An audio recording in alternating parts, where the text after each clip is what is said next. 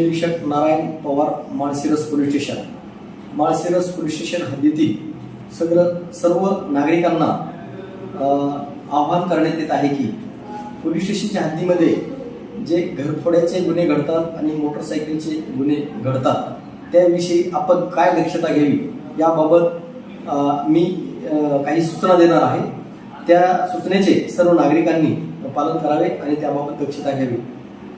घरफोडी ही शक्यतो बंद घराची घरफोडी होत असते.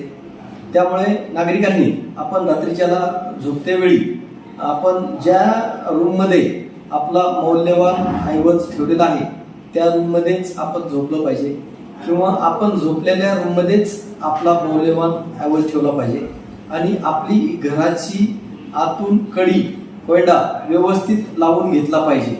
जर कोणी रात्रीच्याला वेळेला काही बाहेरून वाजलं तर खिडकीतून त्याची खात्री केली पाहिजे नेमकी व्यक्ती ती कोण आहे. त्यामुळे असं काही वाजलं तर बाहेरनं वाजल्याच्या नंतर आतून कडी परस्पर उघडू नये. रात्रीच्याला काही संशय वाटल्यास ग्रामसुरक्षा यंत्रणेचा वापर करावा. त्या ग्रामसुरक्षा यंत्रणेच्या फोनवरून फोन करून नागरिकांना सतर्क करावे.